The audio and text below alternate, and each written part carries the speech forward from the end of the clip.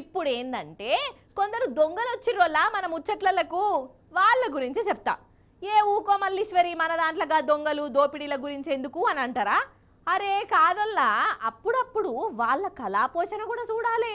వాళ్ళు కండ్లు కాయలు గాయంగా రాత్రంతా నిద్ర ఓడగొట్టుకొని చాలా చాలా కష్టపడి దొంగతనం చేసిర్రంటే వాళ్ళ గురించి కూడా చెప్పాలి కదా, లేకుంటే ఫీల్ అవుతారు కదా. అందుకే చూడుండ్రి మరి. ఫస్ట్ అయితే వీళ్ళ కష్టం చూడుర్రి దయచేసి.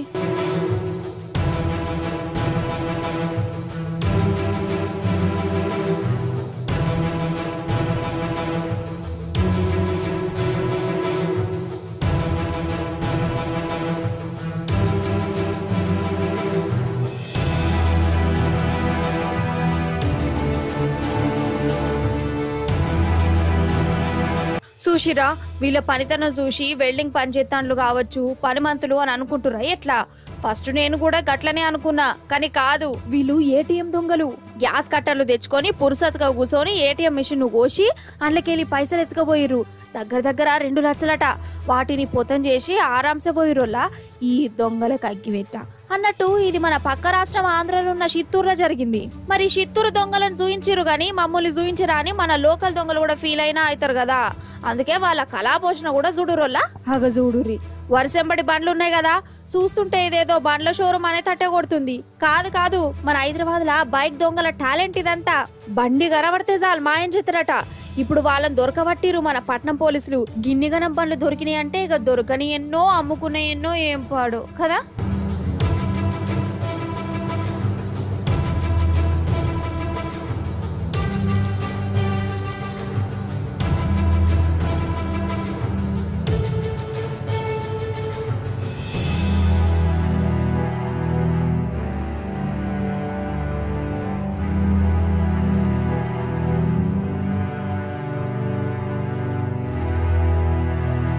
ఇక ఇప్పుడు హన్మకొండ దిక్కు పోదాం. అగో చూస్తురా మోటార్లు.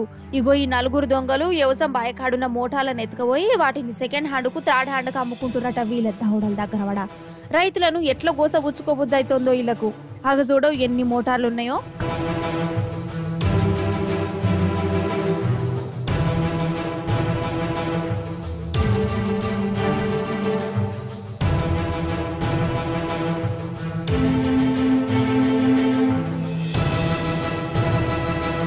అన్నట్టు last but not least Nirmal జిల్లా బైంస వెంకటేశ్వర్ల గూడెలనున్న ఇగో ఈ దివానాగాడ అర్ధరాత్రి వచ్చిండు. హుండిని మాయం చేద్దామనుకున్నాడు, పలగొట్టిండు కూడా.